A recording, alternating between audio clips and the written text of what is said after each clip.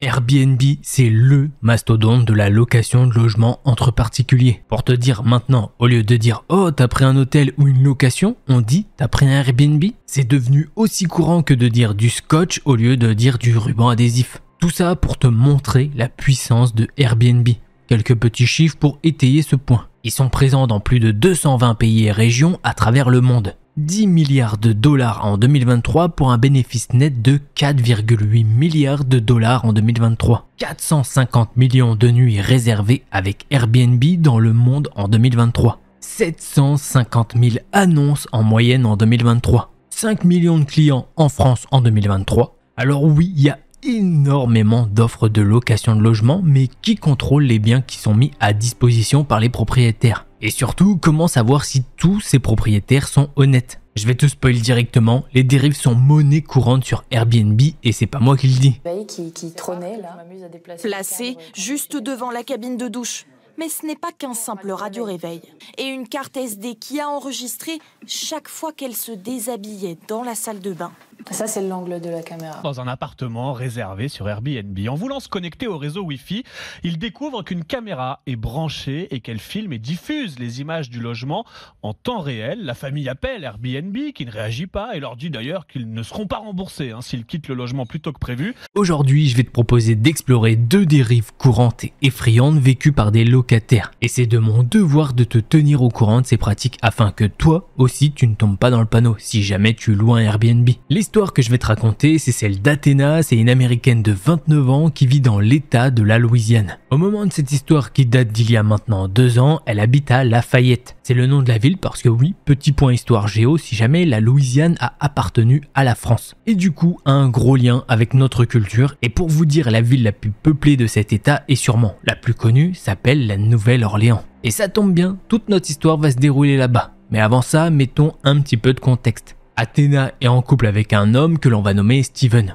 Professionnellement parlant, le couple vit bien et vit confortablement en termes de salaire. Après, au niveau du sentimental, ça va pas trop dans leur couple, sachant qu'ils ont une relation un petit peu particulière. Ils sont en couple, mais ne vivent pas ensemble. Ça fait 2 ans qu'ils sont ensemble et que ça soit d'un côté ou de l'autre, personne ne demande à l'autre si il ou elle veut avoir un logement en commun. Alors parfois ça crée des petites tensions, sachant que les deux sont un petit peu jaloux. Et justement ça crée des tensions entre eux et ça fait un moment qu'ils n'ont pas passé de vrai temps ensemble. Comme ça, sorti de nulle part, Steven va demander à Athéna si elle est partante pour se rendre pendant 1 semaine à la Nouvelle-Orléans pour décompresser et se retrouver ensemble. Forcément, la proposition est géniale. Athéna lui dit oui et ils organisent tout ça. Enfin, surtout Steven puisque c'est son idée. Ils font des recherches ensemble sur le potentiel logement qu'ils vont pouvoir prendre et ils ont trouvé un truc génial. C'est bien placé, le tarif est plutôt correct pour les quelques jours où ils doivent rester là-bas. On fait une avance rapide et il reste 2 jours avant le départ pour se rendre là-bas. Athéna reçoit un appel de Steven et lui dit que son grand-père vient de mourir. Il est naturellement triste et au bout de sa vie. Il lui dit que malheureusement ça va être tendu pour faire ce voyage. Athéna essaye de le réconforter et elle essaye de lui changer les idées. En lui disant qu'il a qu'à faire ce qu'il doit faire de son côté et peut-être qu'il pourrait y aller sur les derniers jours. Même si, tant pis, ils vont louper des jours là-bas. L'appel se termine après ça et plusieurs heures après, il lui dit que ouais, ils vont le faire quand même. Mais lui doit rester là quelques jours encore, mais elle peut commencer à aller à la Nouvelle-Orléans, prendre le Airbnb et lui, il la rejoindrait là-bas. Athéna se dit bon de toute façon j'ai posé des vacances pour ça, autant en profiter. Ils discutent un peu de ce qu'elle peut faire ou non, genre pas tel musée ou quoi, comme ça ils pourront le découvrir à 2. Et voilà un petit peu ce genre de choses. Et il lui dit encore ouais, sors pas dans les boîtes de nuit et tout, c'est dangereux quand même. L'appel se termine et on avance encore au jour du départ. Athéna prend sa voiture et fait la route jusqu'à la Nouvelle-Orléans. Elle en a à peu près pour 2h30 de route. Comment dire, elle se fait un petit peu chier parce que normalement elle aurait dû être avec Steven, mais bon, elle écoute de la musique et ça passe. Une fois arrivée dans la ville, elle suit son GPS pour trouver l'emplacement de l'habitation. C'est une maison dans une banlieue pavillonnaire, elle se gare et à côté d'elle il y a déjà une autre voiture. Un homme en sort et lui fait un signe de la main. Athéna sort de la voiture et il lui demande si elle est là pour la location du Airbnb. Elle lui répond que oui et il lui dit vous allez voir la maison est cool et vous allez apprécier avec votre copain. D'ailleurs il lui demande pourquoi elle est toute seule. Elle lui dit que malheureusement il allait pas venir sans trop rentrer dans les détails du style oui il arrive mais dans quelques jours. Bon, l'homme ne dit rien de plus et l'invite à aller visiter la maison. Les pièces sont vraiment cool, il y a vraiment rien à dire sur la maison. La visite se termine là et lui confie les clés de la maison. Il se donne alors rendez-vous à telle heure et tel jour pour qu'ils viennent récupérer tout ça. Athéna est maintenant seule dans la maison et elle se pose un peu et tente d'appeler Steven. Malheureusement, ça décroche pas et elle tente pas plus que ça.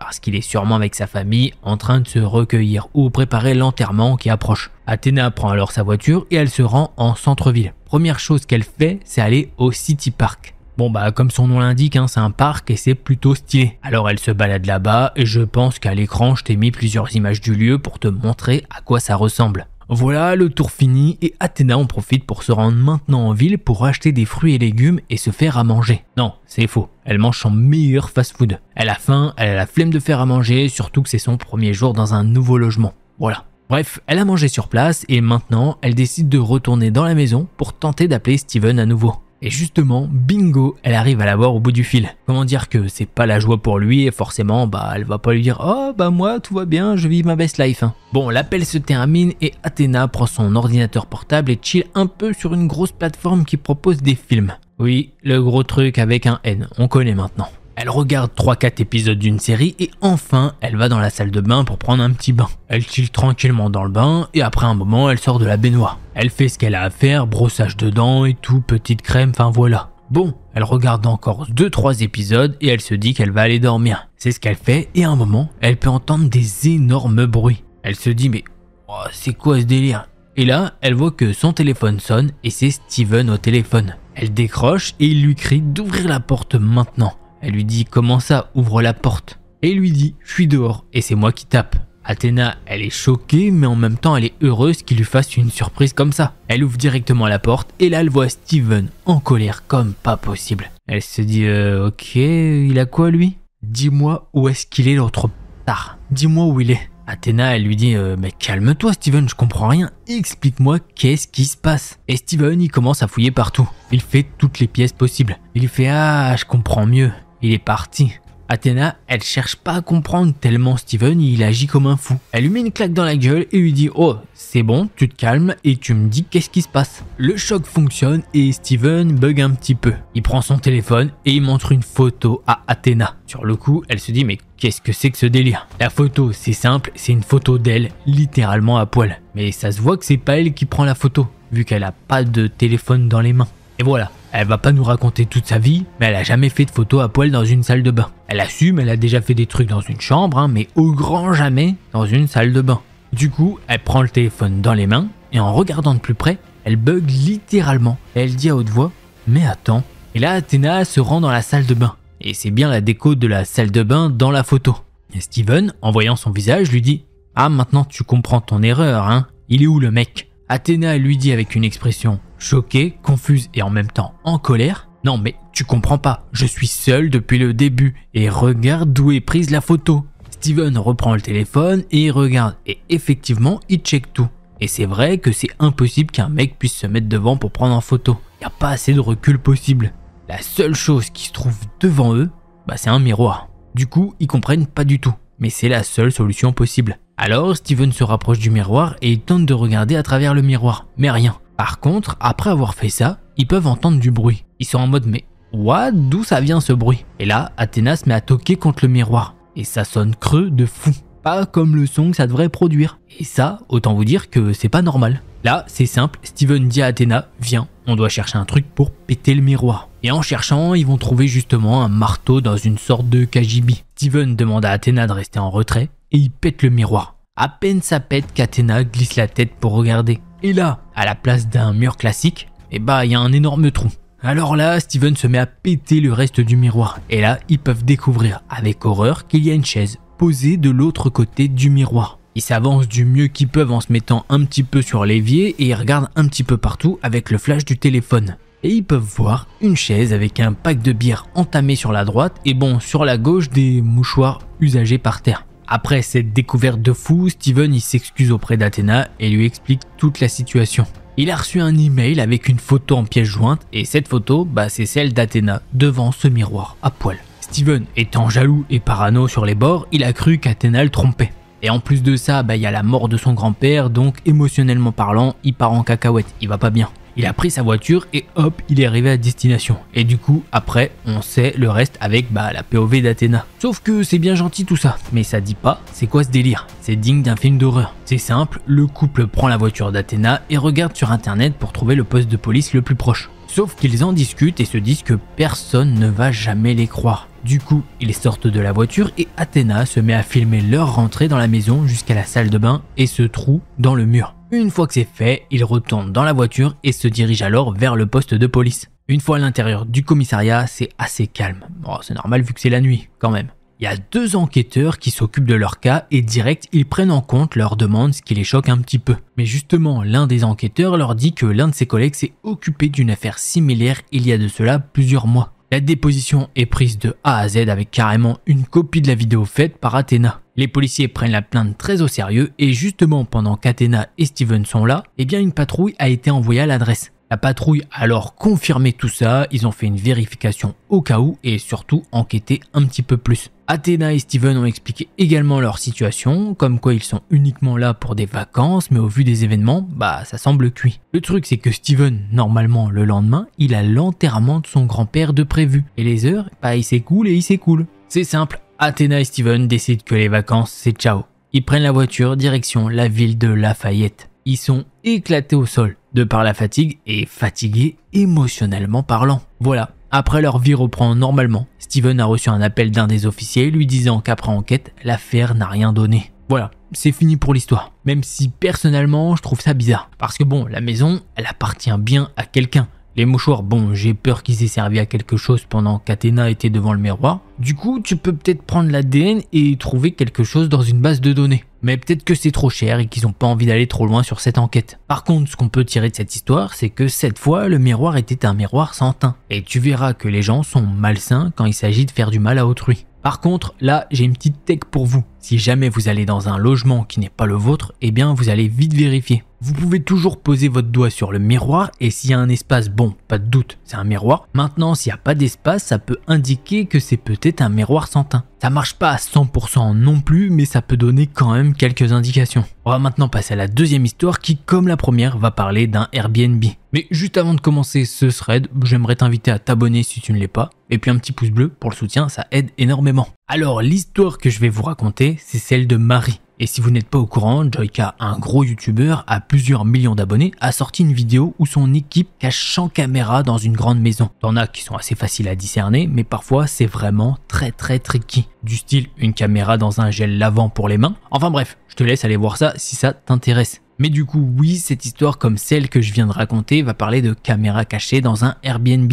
Et ça, pour le coup, en France. Donc pas besoin d'aller aux États-Unis pour qu'il arrive des trucs bien chelous. Cette histoire, elle nous est partagée par une abonnée qui s'appelle Marie et justement, elle a eu la chance de voir la vidéo de Joyka le jour de sa sortie. Et franchement, c'est pas que ça lui a sauvé la vie, mais en tout cas, ça sauve clairement son image. Et puis une intrusion dans sa vie intime. Marie et son petit copain doivent rendre visite à de la famille à l'autre bout de la France. Depuis qu'elle a déménagé pour ses études là-bas, elle a kiffé la ville et surtout, elle a construit sa vie professionnelle et personnelle avec son petit ami. Ce qui fait qu'elle ne voit plus trop sa famille. C'est comme ça, c'est la vie. Le truc, c'est que le 27 avril, c'est les 30 ans de mariage de ses parents. Donc c'est quand même beau. Et c'est ce qui fait que c'est une belle occasion pour que tout le monde se retrouve le temps d'un week-end.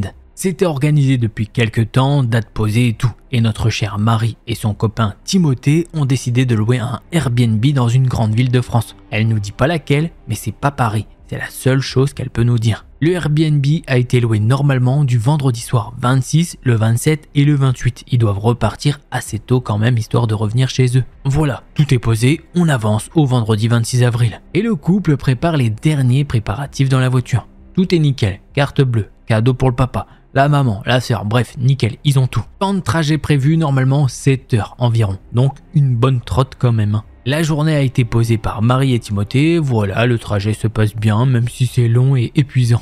Ils arrivent dans la ville sur les coups de 19h, étant donné qu'ils ont fait des petites pauses manger, changé de conducteur, etc. Marie connaît la ville, donc pas de souci au niveau de l'orientation et tout. Le couple arrive en centre-ville devant un bel immeuble, vraiment genre beau quartier un petit peu huppé. Elle le dit, clairement, c'est vraiment un truc chic quand même, c'est au 3e étage de ce dit bâtiment. Le code de l'interphone a été donné sur l'application. Le couple arrive au 3e étage et il y a un système pour récupérer les clés qui se trouve à côté de la porte d'entrée. Faut rentrer un code qu'ils ont eu au préalable et voilà, ils arrivent à rentrer dans l'appartement. C'est magnifique vraiment, mais ils cherchent pas, bon, ils ont pas le temps non plus de tergiverser. Il y a un petit dîner de prévu, en petit comité de prévu avec les parents. Ils déposent juste les affaires qui ne servent à rien. Et ils repartent directement à la voiture. Ils sont un peu en retard limite du coup et ils se rendent chez les parents de Marie qui habitent pas dans la ville elle-même, mais dans une petite ville qui est rattachée. C'est pas bien loin non plus, c'est juste que ça bouchonne un petit peu sur la route. Le couple arrive chez les parents, tout se passe bien, de belles accolades, bref, on les laisse vivre leur meilleure vie. Il est minuit, tout le monde commence à se dire que c'est le moment de se séparer, car demain, grosse fête si je puis dire. Enfin, il y a beaucoup plus de monde et beaucoup de choses à organiser pour les parents. Le couple reprend la voiture et retourne au Airbnb.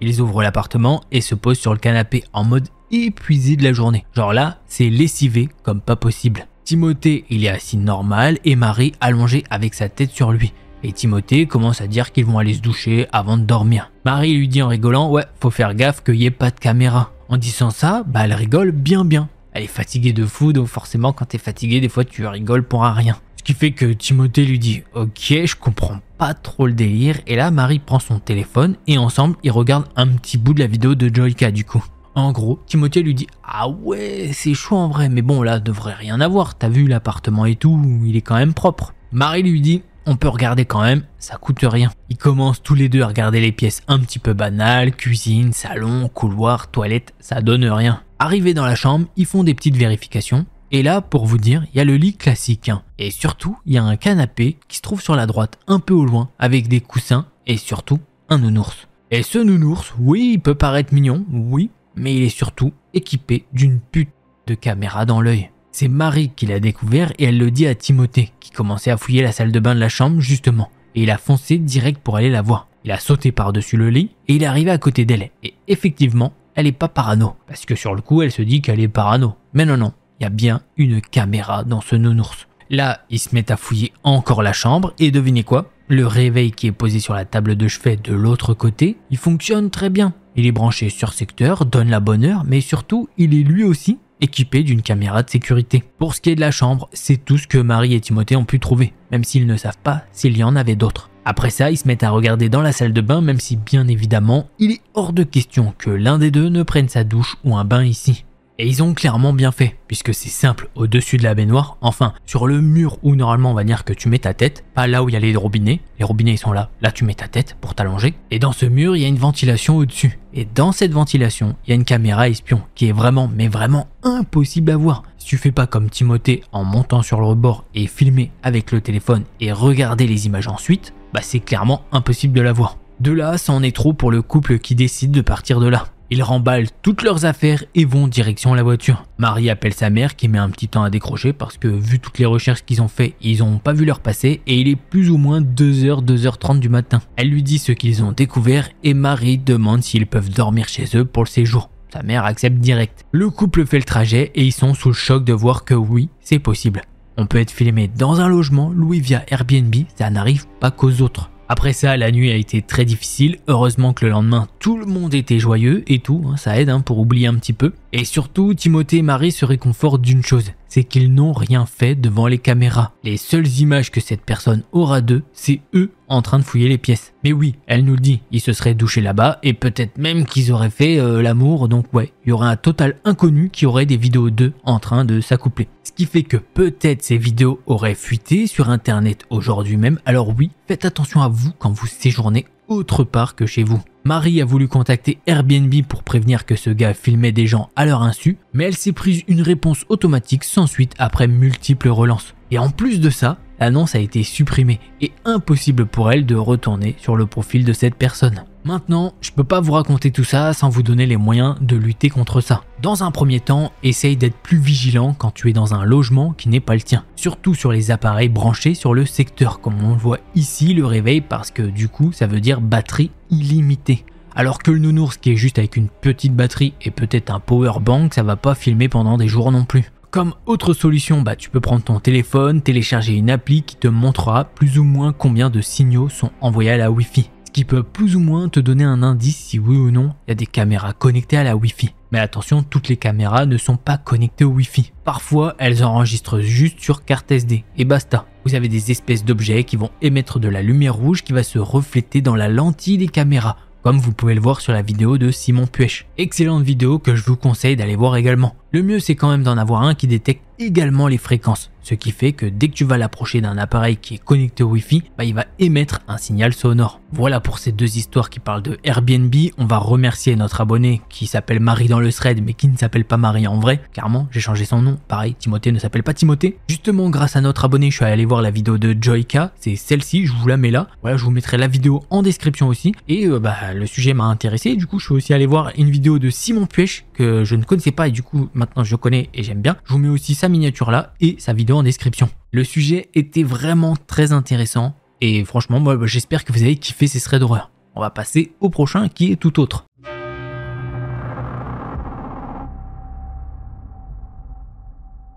Alors voilà, on va passer à l'histoire de Gold qui a 14 ans aujourd'hui mais qui en avait 8 à l'époque des faits. Elle commence par nous donner un petit peu de contexte. Elle vit dans une grande ville en Afrique mais elle préfère ne pas dire laquelle pour rester anonyme. Elle nous dit qu'ils sont nombreux dans sa famille, un grand frère, une petite sœur et ses parents. Ça va, je trouve que c'est raisonnable. C'était en 2018 quand ils venaient juste de déménager. Fatiguée après le déménagement, elle est directement allée se coucher. Le lendemain matin, en se réveillant, elle voit son frère assis sur son lit. Évidemment, elle lui demande ce qu'il fait là. Et il lui annonce qu'il y a eu une tentative d'intrusion chez eux. Heureusement, ils étaient hors de danger, en fait le type n'a pas vraiment réussi à entrer. Leur maison étant entourée d'un mur de 2 mètres. Par un miracle, le gars a réussi à escalader le mur, mais il n'est pas allé plus loin. Il a juste volé des jouets en plastique qui traînaient sur la terrasse, donc vraiment rien de grave. 2 mois après cet incident, son père remarque des fuites au plafond. Quand il pleut, il y a un petit peu d'eau qui rentre. Un jour, il en a marre et monte sur le toit avec une échelle pour voir ce qui se passe. Et là, il découvre une sorte de petite cabane d'1 mètre sur 1 mètre. Un débarras laissé par les anciens locataires. Son père commence à se dire qu'on se fout un petit peu d'eux. Après cette découverte, rien ne se passe pendant plusieurs mois. Mais cette cabane sur le toit a son importance pour la suite. À ce moment-là, Gold traverse une période difficile. Son père a été sélectionné pour travailler à l'étranger et ça veut dire qu'il n'est plus souvent là. Elle ne le voit qu'une fois tous les 2 mois. Puis elle commence à entendre des bruits de pas venant du toit. Au début, elle pense que c'est son imagination, mais en fait, tout le monde chez eux les entend. Le problème, c'est qu'ils n'y prêtent pas vraiment attention. Quelques jours plus tard, sa mère leur demande de fermer toutes les portes alors qu'il est à peine 16 heures. Quand Gold lui demande pourquoi, elle dit qu'elle a un mauvais pressentiment, qu'elle pense qu'il va se passer quelque chose de grave, mais elle n'en est pas sûre. Le lendemain, ils sont réveillés par les cris d'un voisin. Apparemment, quelqu'un s'était encore introduit chez eux, par le même mur. Cette fois, le type s'était blessé en essayant de grimper. Mais il avait réussi à voler encore quelques objets qui traînaient sur la terrasse. Comme il était blessé à la jambe, il ne pouvait pas redescendre. Il avait pris l'échelle qu'ils avaient oubliée dehors et s'était caché sur le toit pendant plusieurs jours, sans boire ni manger. Et les bruits de pas qu'ils entendaient, c'était lui. Puis un jour, la mère de Gold sort et tombe sur l'intrus, qui essaye de sauter du toit pour s'enfuir. Elle ne le suit pas, mais après ça, il décide enfin d'installer une alarme et des caméras de sécurité. À ce jour, ils ne savent toujours pas qui étaient ces intrus. Et pour ajouter une couche, plus tard, ils se réveillent parfois avec du sang sur le sol de la terrasse. Finalement, ils décident de déménager et le déménagement est prévu dans quelques jours quand cette histoire a été écrite. Ça se trouve, c'est déjà fait depuis. Puisque oui, des fois j'ai des histoires qui datent d'un petit moment, mais je les classe au bon endroit. Par exemple, là, les 2 threads Airbnb, je te les ai mis ensemble histoire de faire un gros truc. Voilà, j'espère que vous avez kiffé ces threads. Si c'est le cas, vous connaissez, un petit pouce bleu et un abonnement. Et si jamais vous en voulez plus, je vous invite à cliquer sur l'une de ces 2 vidéos là. Allez, c'était Delcor, en attendant la prochaine vidéo, portez-vous bien, tchuss les petits potes.